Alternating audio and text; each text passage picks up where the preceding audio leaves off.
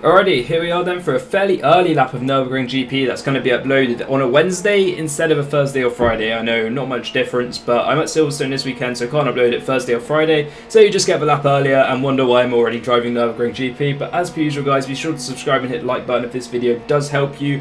Of course, I upload races as well when I get a chance to record them, and I upload some other stuff as well as dirt rallies. So it's not always just hot laps, just going to plug that in there. But hopefully this lap helps you. The top guys are definitely going to be aiming for 1 minute 54s. The lap is a 1 minute 55.5 using the Road Atlanta set, just a bit higher wings here, 29 and 15 off the top of my head. So it's definitely worth trying Road Atlanta set with higher downforce. Anyways, here we are then for a lap of Nürburgring GP. For turn 1, you will be braking around the 100 metre mark. Take the car quite a lot to the left, shift from 7th down into 2nd. Make sure that you aim as close as you can to the bollard on the inside and take a late gear shift to 2nd because it gives you that extra bit of rotation to get on the power as soon as you can as you prepare for turn 2. Turn 2 is one of the most tricky corners on the track purely because of the offset of camber on the corner. It leans outwards rather than leaning inwards, so the car's always wanting to go a bit to the outside. If you're struggling with turning here, do dab the brake just a little bit to get the front end to bite a little bit more. I do lift off just a little bit, but that was enough for me to get the front end to bite due to the higher front wing. For turn 3, this is quite a tricky corner. You're going to look for the rub it in mark on the more to the left-hand side of the circuit, and that's where you begin to brake. Shift from 4th down into 2nd. Keep as close as you can to the apex on the inside, keeping the car nicely positioned to the left, so then you get a good signal shot through to turn 4 where you want to be on the throttle as soon as you hit the start of the apex and power your way out of it. Can run wide there. You don't get a 1x with the line I just take, which was very marginal, but it was lucky not to get a 1x, so do make the most of the track as you can. For turn 5 and 6, you're in 5th gear, shifting down to 4th, braking just at the end of the cones on the right hand side before the corner.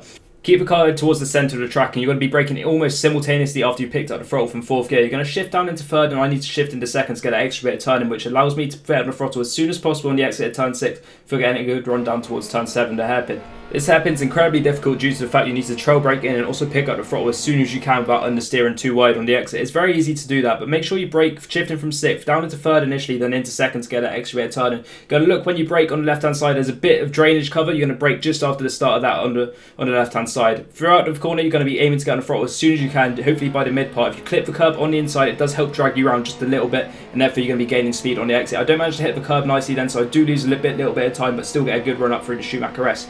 Coming up towards turn 10 and 11, you'll be shifting down from 6th into 3rd gear. Going to be braking just on the 100 metre mark, braking nicely. You're going to be into 4th initially, then as soon as you get near the apex, you're going to be shifting to 3rd, get that extra little bit of turning. Don't run over the curb on the outside because you can get beached on that curb and lose some time. I'm going to shift down to 3rd again here. It's not exactly needed. Get a little bit of brakes, get the front end turn in, but I could have kept it in 4th. I just didn't feel I had the turn in, so therefore I shifted down to 3rd once again in the front end a bit nicely, and also I get to gain a little bit of time on exit. Had I kept it in 4th and nailed that corner totally, I probably would have gained some time, but it's just made sure, shifting down to 3rd, made sure I didn't run out wide and lose time unnecessarily. Coming up to the turn 13-14 chicane, you're going to want to brake just after the 100 metre mark on the right hand side. You're going to shift it down from 7th to 3rd, and as soon as you hit the apex on the left hand side on the inside, you're going to shift down to 2nd because the rear is nice and stable. You'll notice we get a bit of a wiggle on the exit of the chicane. That is because we missed the apex slightly on the inside, and we got hit a little bump, which also got us loose and lost us about a 10th. Final corner, you're going to shift it down to 2nd to get a nice bit of acceleration and turning on the run up to the line.